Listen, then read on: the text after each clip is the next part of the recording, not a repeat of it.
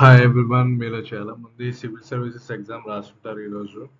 So first నేను already ఉన్న ప్రిపరేషన్లో నేను ఐడెంటిఫై చేసిన ఛాలెంజెస్ చెప్తాను. సెకండ్ థింగ్ మీకు స్ట్రాటజీ చెప్తాను. ఎక్స్క్లూజివ్గా మొత్తం నేను కవర్ చేయకపోవచ్చు, బట్ చాలా వరకు నేను కవర్ చేయడానికి ట్రై చేస్తాను. ఓకే, సో ఫస్ట్ వచ్చేసరికి చాలా మంది 80-20 రూల్ అంటారు.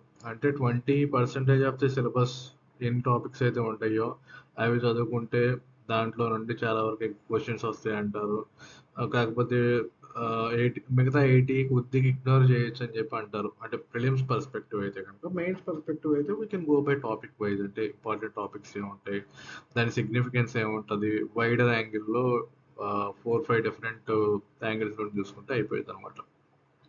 సో మేజర్గా ఈరోజు జరిగిన ప్రిలిమ్స్లో నా టేక్ అవేస్ చెప్తాను. ఫస్ట్ థింగ్, 20% సిలబస్ చదివితే అయిపోయింది అది ఇది అని చెప్తారు, కానీ ఆ 20% సిలబస్ ఏంటో ఎవడో కవర్ చేయడు. నేను 4 ఇన్స్టిట్యూట్స్ నేను చాలా క్లోజ్గా ఫాలో అయ్యాను. సో వాళ్ళందరూ మ్యాక్సిమం పీవైక్యూస్ చెప్తారు, కొంతమంది ఎంపీక్యూస్ ఇస్తున్నారు. ఎంపీక్యూస్ డైనమిక్ నుండి డైనమిక్ నుండి స్టాటిక్ చూసి స్టాటిక్లో ఇస్తున్నాం అంటున్నారు. అది ఇది చాలా చెప్తున్నారు, కానీ ఎలా ఉందంటే అసలు చాలా వరకు కవర్ చేయట్లేదు. ఫర్ ఎగ్జాంపుల్ ఇప్పుడు women mother related questions, women mother అయ్యాక కిడ్స్ రిలేటెడ్ క్వశ్చన్స్ బాగా వస్తున్నాయి, కవర్ చేయలేదు. వీళ్ళందరూ ఇజ్రాయెల్ వీటి గురించి కవర్ చేశారు, ఆఫ్రికా గురించి కవర్ చేశారు, బట్ రెడ్ సీ గురించి, నైబరింగ్ కంట్రీస్ గురించి రాలేదు. తర్వాత టర్కీ గురించి, టర్కీ పక్కనే ఉన్న ఇది కదా బ్లాక్ సీ గురించి, లేకపోతే టర్కీ ఐలాండ్, యుక్రెయిన్ ఐలాండ్ ఉంది బ్లాక్ సీలో, స్నేక్ ఐలాండ్ అని చెప్పి, దాని గురించి మిగతా టర్కీకి ఒక ఐలాండ్ ఉంది వాటి గురించి, దాని గురించి కవర్ చేయలేదు. లాస్ట్ ఇయర్ వచ్చేసరికి బ్లాక్ సీ అడిగాడు, ఇప్పుడు బాల్టిక్ సీ, కాస్పియన్ సీ ఏమైనా అడుగుతాడని చెప్పి అనుకున్నాం.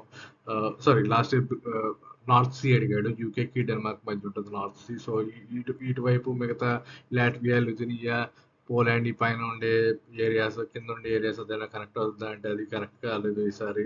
తర్వాత ముఖ్యంగా 100 ఇయర్స్ యానివర్సరీస్ తీసుకుంటే కనుక మనకి కాన్స్టిట్యూషన్ రిలేటెడ్ 100 ఇయర్స్ యానివర్సరీ ఉంది ఇప్పుడు మనకి. దాని గురించి 42 కాన్స్టిట్యూషన్ అమెండ్మెంట్ యాక్ట్ ప్లస్ మనకి ప్రియంబుల్ గురించి చాలా డిస్కషన్ నడిచింది. డిఆర్ఎస్ అంటే డాక్టరేస్ అని గుర్తుపెట్టుకోవచ్చు. సో డెమోక్రటిక్ రిపబ్లిక్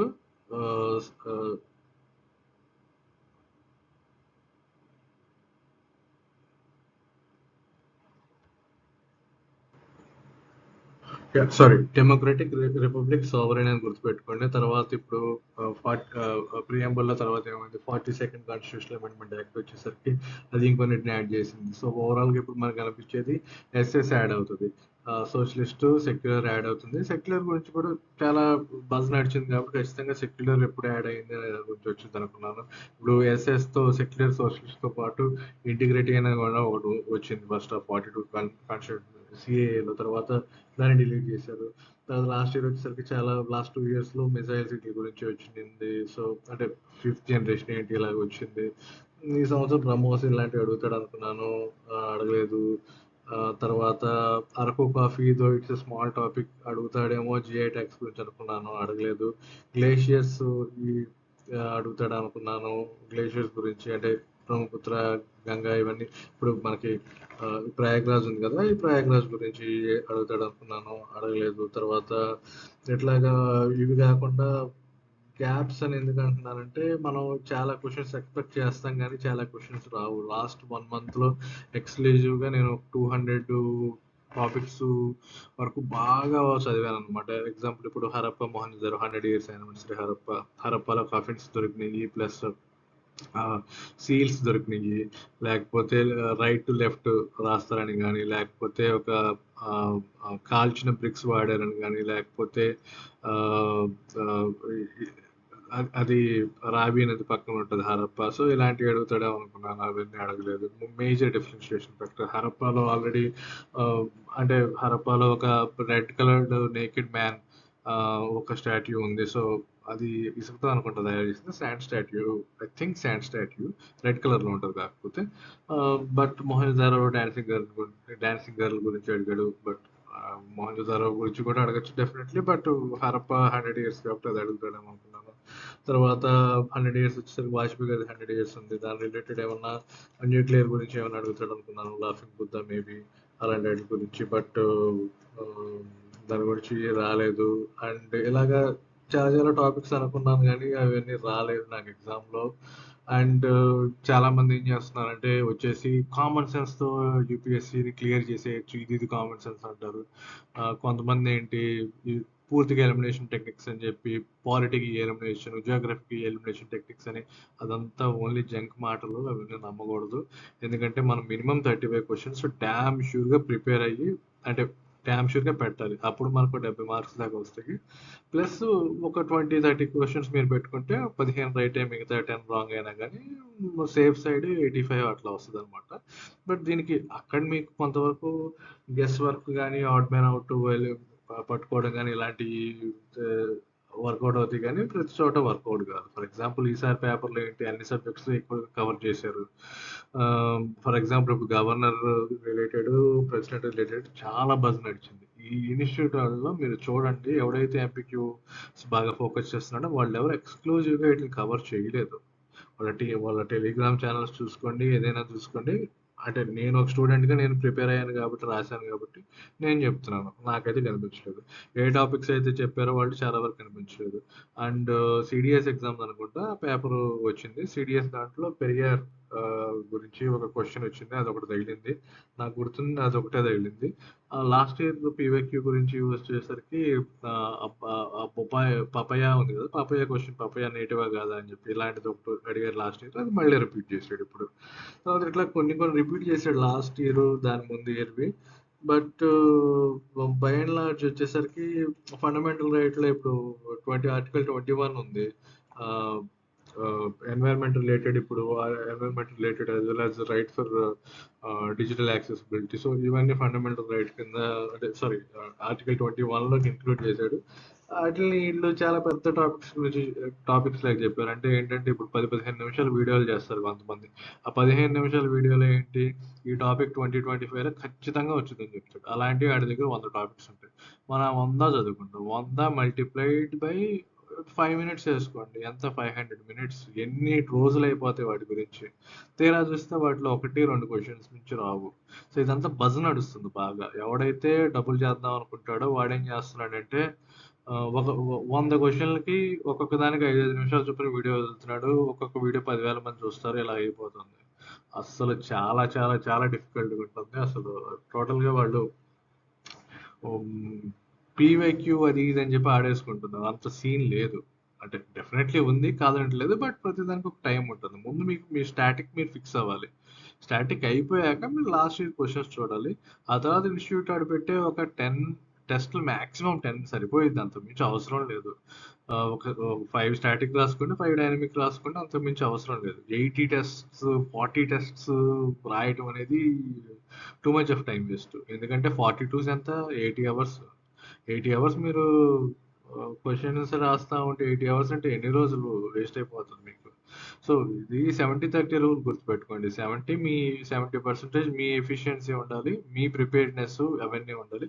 అయిపోయాక మీరు 30% ప్రాక్టీస్ చేసుకోవాలి. టెస్ట్ సిరీస్లు అనేది ప్రాక్టీసే, బట్ టెస్ట్ సిరీసే మీరు కన్జ్యూమ్ చేసి ఎగ్జామ్ రాయండి అని చెప్పి చెప్తున్నారు. అది కదా డిఫికల్టీ ఇక్కడ ఉన్నది.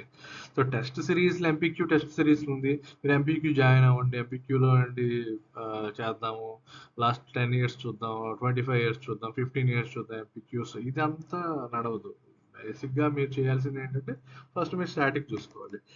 నా సజెషన్ ఏంటంటే ఇప్పుడు నేను నేను నా ఎక్స్పీరియన్స్ అయితే కనుక ఈరోజు ఎగ్జామ్లో అంటే మీరు బయట టెస్ట్ సిరీస్లు రాసినా, ఆన్లైన్లో రాసినా కానీ ఓఎంఆర్ షీట్లు, ఆన్లైన్ అయితే ఇంకా ఈజీ, అంటే బయట రాసిన ఓఎంఆర్ షీట్స్ అవన్నీ ఇవ్వరు. సో ఓఎంఆర్ షీట్లో వచ్చేసరికి ఏంటంటే నాకు ఈరోజు ఆల్మోస్ట్ ఒక 10-15 మినిట్స్ 10 మినిట్స్ దాకా దాంట్లోకి వెళ్ళిపోయింది. తర్వాత బబుల్స్ చేయాలి. ఆన్‌లైన్‌లో అయితే బబుల్స్ చేయవసరం లేదు. మీకు ఆల్మోస్ట్ ఒక 20-25 మినిట్స్ ఆదా అవుతది ఆన్‌లైన్‌లో. సో, మీరు ఆన్‌లైన్‌లో చేసి డైరెక్ట్‌గా మీరు ఎగ్జామ్ హాల్‌కెళ్ళి కూర్చుంటే totally different ball ball game అనమాట. అంటే టెస్ట్ క్రికెట్ ఆడేవాడిని టీ20లో కూర్చోబెట్టినట్టు ఉంటదనమాట. వన్‌డేలో ఆడేవాడిని టీ20లో కూర్చోబెట్టినట్టు ఉంటుందనమాట. సో, మీకొచ్చే టైం చాలా తక్కువ. ఈరోజు చెప్పాలంటే ఫస్ట్ పేపరు ఫస్ట్ 1 అవర్‌లో నేనొక 42 పెట్టాను. మిగతావి సెకండ్ అవర్‌లో పెట్టాను. టోటల్‌గా నేను 85 అటెంప్ట్ చేశాను. తర్వాత సెకండ్ పేపర్ వచ్చేసరికి సీసాట్ వచ్చేసరికి నేను ఓన్లీ మ్యాథ్స్ మీద రిలై అయ్యాను. ఫస్ట్ 1 అవర్‌లో 10 పెట్టాను. తర్వాత దాంట్లో ఇట్లా మ్యాథ్స్ అసలు రావట్లేదు. నేను హెచ్‌సీఎంలో ఫార్ములాస్ నేను చూసుకోలేదు. మ్యాథ్స్ ఎక్కువ వస్తదని ఎక్స్‌పెక్ట్ చేశాను నేను. బట్ అది అవ్వలేదు. సో, నేను టోటల్‌గా మొత్తం ఉన్న పారాగ్రాఫ్ క్వెషన్స్ అన్నీ నేను సాల్వ్ చేసి పడేసాననమాట. Went well second paper. First paper నాకైతే కొద్దిగా ట్రిక్కీగా అనిపించింది. లాస్ట్ ఇయర్ అంటే కొన్ని ఆప్షన్స్ ఇచ్చేసి only 2 correct, only 3 correct, only 4 correct అని చెప్పి ఉంది. That work well for me. But ఈసారి అయితే అంత బాగా రాలేదు. అండ్ మోర్ ఓవర్ ఈ ఇన్స్టిట్యూట్ వాళ్ళు చేసే పీవైక్యూ క్వశ్చన్లు, పీవైక్యూ అనాలిసిస్ ఇవన్నీ అసలు బాగా అసలు వాటి వల్ల బాగా ఇన్ఫ్లుయెన్స్ అయిపోయాను నేను. సో, అది డెఫినెట్లీ కొంతమంది అయితే ఉన్న ఏంటి 100 క్వశ్చన్స్‌లో 120 మార్క్స్ కామన్ సెన్స్ తోనే పెట్టేస్తామంటారు. ఏది పెడితే అది చెప్తుంటారు. కొంతమంది ఏంటి టెంప్లేట్ అంటారు, +1 అంటారు, -1 అంటారు, -2 అంటారు. వాడికేదో అర్థమైందంట దాన్ని బట్టి -2 అంటాడు. వాడికేదో అర్థమైందని చెప్పి +1 అంటాడు. ఇదంతా ఆన్సర్ కీ వచ్చిన తర్వాత వాళ్ళు చేసే యాషాలు. సో, ఖచ్చితంగా దాని గురించి అయితే ఇన్‌ఫ్లుయెన్స్ కాకూడదు. నా సజెషన్ అయితే గనక మీకు 12 మంత్స్ ఉంటే 8 మంత్స్ ఖచ్చితంగా మీరు ప్రిపరేషన్‌లో పెట్టుకోండి. ఆఫ్టర్ 8 మంత్స్ మీరు ఒక 3-4 మంత్స్ మీరు మెయిన్స్‌తో స్టార్ట్ చేసుకోండి. ఇప్పుడైతే గనక ఖచ్చితంగా మెయిన్స్‌తోనే స్టార్ట్ చేసుకోండి. ఎందుకంటే మళ్ళా మీకు మెయిన్స్‌కి టైం ఉండదు. సో, మెయిన్స్ మీరు చేస్తే గనక ఎగ్జాంపుల్ ఇప్పుడు స్పీకర్ గురించి ఉంది. ఈరోజు స్పీకర్ గురించి అడిగాడా? ఈరోజు అడిగాడా? గుర్తులేదు నాకు. సో, స్పీకర్ గురించి క్వెషన్ ఉంది. సో, ఎగ్జాంపుల్ ఇప్పుడు లేదా గవర్నర్ గురించి ఉంది. ఇప్పుడు నడుస్తున్నాయి. ఇలాంటియన్నీ మీరు చేసుకున్నారంటే ఖచ్చితంగా నెక్స్ట్ ఇయర్‌కి యూజ్ అవుతుంది కదా! సో, ఇలాంటి టాపిక్స్ ప్రతి దాంట్లో ఉన్న 10 టాపిక్స్, 15 టాపిక్స్ ఖచ్చితంగా నెక్స్ట్ ఇయర్ కూడా రిలవెంట్ అవుతాయి. ఆ! సో, ఆహ్, సో, అలాంటివన్నీ మీరు మెయిన్స్ చేసుకోండి ఫస్ట్. మెయిన్స్ చేసుకుంటే బాగా ఈజీగా అవుతాయి. సో, నేనేం చేస్తానంటే నేను first science and tech start చేస్తాను మెయిన్స్‌కి. సో, యూట్యూబ్‌లో నేను గ్రాడ్యుయల్‌గా వీడియోస్ రిలీజ్ చేస్తుంటాను. సైన్స్ అండ్ టెక్నాలజీ గురించి అండ్ పాలిటీ గురించి ఎక్సెట్రా, ఎక్సెట్రా చేస్తా ఉంటాను. So that you can start preparing from that angle అనమాట. ఎందుకంటే డైరెక్ట్‌గా జియోగ్రఫీ గానీ, హిస్టరీ గానీ తీసుకుంటే కొద్దిగా డిఫికల్ట్ అవుతది. హిస్టరీ కూడా ఈ రోజుల్లో చాలా సోర్సెస్ ఉన్నాయి బయట ఈజీగా చెప్పేవి. But only challenges time consuming. హోలిస్టిక్‌గా ఒక చోట ఈ 20% ఈ 50 టాపిక్స్ చదువుకోండి 30 క్వెషన్స్ వస్తాయనేది లేదు. సో, నేనేం చేస్తానంటే కొన్ని టాపిక్స్ ఐడెంటిఫై చేసి దాని గురించి నేను పీవైక్యూస్ గానీ, ఇవి గానీ చేస్తాను. బట్ పీవైక్యూస్‌లో పీవైక్యూస్ అంటున్నప్పుడు మీరు ఫస్ట్ 3 స్టెప్ అప్రోచ్ తీసుకోండి. ఇప్పుడు ఇల్లు కట్టాలంటే ఏం చేస్తారు? ఫస్ట్ మీరు బేస్మెంట్ కడతారు. బేస్మెంట్ కట్టిన తర్వాత ఇట్లా పిల్లర్స్ కట్టుకుంటారు. ఓకే. పిల్లర్స్ కట్టుకున్న తర్వాత గోడలు కడతారు. తర్వాత పైన ఇల్లు కడతారు. ఓకేనా? ఇట్లా కడతారు. ఇలాగ ఏం చేయాలంటే ఇక్కడ బేస్మెంట్ ఏదైతే ఉందో ఇది ఎన్‌సీఈఆర్‌టీ లేదా మీ స్టాటిక్ బుక్స్. ఖచ్చితంగా ఆల్ స్టాండర్డ్ బుక్స్ కవర్ చేయాలి. అన్నీ కవర్ చేయకపోయినా గానీ ఇంపార్టెంట్ చాప్టర్స్ ఏవైతే ఉంటాయి prelims point of view important chapters ఏవైతే ఉంటాయో ఖచ్చితంగా అవన్నీ కవర్ చేయాలి, రివైజ్ చేయాలి. ఏదో ఒక ఇన్‌స్టిట్యూట్ మీద ఆధారపడకండి. ఎందుకంటే ఇన్‌స్టిట్యూట్స్ వాడు ఏం చేస్తాడంటే they will give you like 300, 400 pages అనమాట. అది మొత్తం మీరు చదివి డైజెస్ట్ చేసుకొని సమ్మరైజ్ చేయడానికి చాలా టైం పడుతుంది. నేను కొద్దిగా ఫాస్ట్ వేలో ఆ 80-20 రూల్‌ని అప్లై చేయడానికంటే ఆ 20% ఏంటనేది ఖచ్చితంగా మీకు స్టాటిక్ మొత్తం కవర్ చేస్తాను. ఎన్‌సీఈఆర్‌టీస్ ఎక్స్‌ప్లెయిన్ చేస్తాను. గోయింగ్ ఫార్వర్డ్ యూట్యూబ్‌లో ఉంటుంది. Totally free of cost. I don't charge anything. తర్వాత ఏంటంటే ఫస్ట్ మీరు బేసిక్స్ అయిన తర్వాత మీరు లాస్ట్ ఇయర్ క్వెషన్స్ చూడండి. అప్పుడు దాకా మీరు చూడొద్దు. ఒకసారి ఎగ్జాంపుల్ ఫండమెంటల్ రైట్స్ చదివారు ఈరోజు. ఈరోజు చూడండి మీరు last year questions, last 4, 5 year questions. రేపు మెయిన్స్ క్వెషన్స్ చూడండి. ఆ తర్వాత మీరు ఫండమెంటల్ రైట్స్ గురించి ఫర్దర్‌గా స్టాటిక్ పెట్టుకుంటారా? లేకపోతే డైనమిక్ పెట్టుకుంటారా? లేకపోతే వేరేదా తర్వాత ఆలోచించండి. ఇలాగ మీరు చేసుకుంటే వస్తుంది. అంతేగాని ముందు ఎంపీక్యూ చూసేసి, ముందు లాస్ట్ ఇయర్ క్వెషన్స్ చూసేస్తే మీరింకా సినిమా మొత్తం చూసిన తర్వాత టికెట్ కొనుక్కునే ప్రయోజనం ఏముంది కదా! సో, అట్లా అనమాట. సో, ఈ స్టెప్ అనేది ఖచ్చితంగా యూజ్ అవుద్ది. నాకు నేను ఖచ్చితంగా నెక్స్ట్ వీడియో పెడతాను. దాంట్లో ఇంకొద్దిగా హోలిస్టిక్‌గా ఎక్స్‌ప్లెయిన్ చేయడానికి ట్రై చేస్తాను. ఓకే. Thank you.